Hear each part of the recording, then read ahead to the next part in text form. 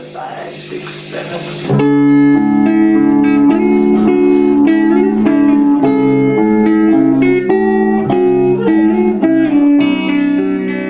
My name is Kent Rogers, and I'm with the Loving Arms Mission. And the Loving Arms Mission is a group which aids children in Nepal and Kenya who are orphans and gives them a loving home and family.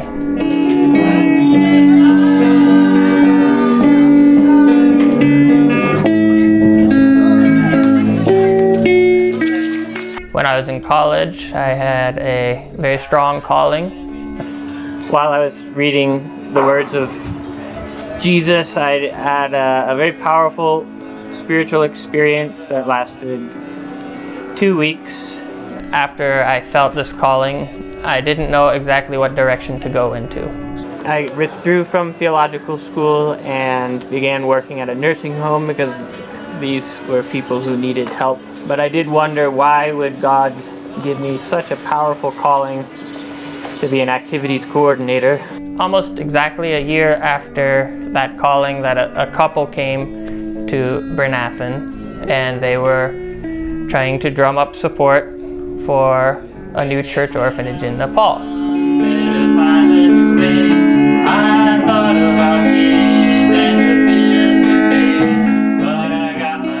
It would be like a family with a mom and a dad and 10 children, and he described what life in Nepal was like for these orphans, and I remember it brought tears to my eyes just listening to him, and I knew instantly I really wanted to help this cause.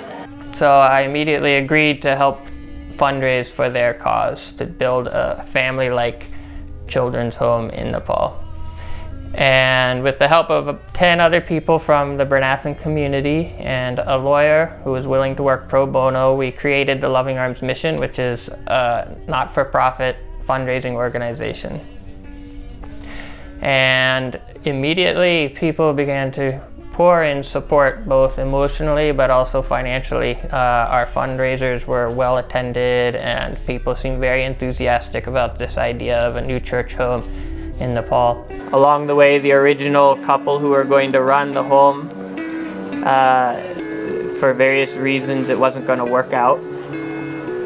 And yet we had all this money, so we had the dilemma, what are we going to do with all the money we had raised? And after deliberating and trying a few other options, I said, I'll go to Nepal, and in 3 years I'll get a Nepali staff set up and register our orphanage or a children's home with the Nepali government, and then come back home.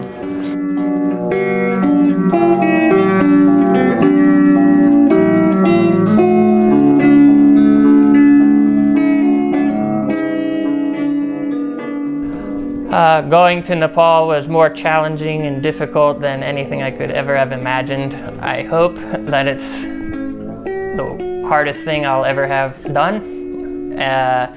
Not only was I withdrawn from my normal culture and all my friends and all my family and placed into an environment that had a different language, different cultural norms, different ways of interacting.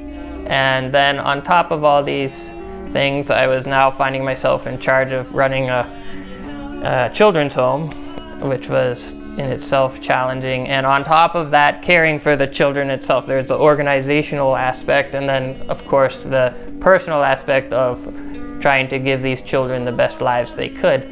It must have been hard for him to leave his family, his life, and come and start a very new life. So, and he has done all these great things. So I'm really grateful for him too. Yeah, and it's even though I say more, it's less to appreciate what he has done. So I love him too.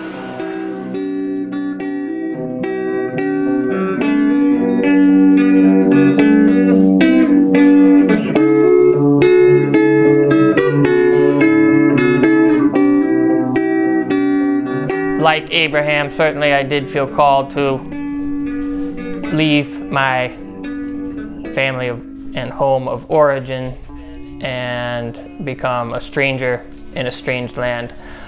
But I don't think that that is a unique experience. I think that's the human experience, that we are all called by God's love being implanted in our heart to expand out of ourselves, to learn how to grow in love and reach out to other people. And for whatever reason, sometimes that's a dramatic, outwardly dramatic looking experience, and sometimes it's not so dramatic looking, but it's the same human experience we all go through as the Lord's love changes who we are and causes us to evolve and to leave the land of our own selfishness and to reach out into the land of learning how to love other people as best we can.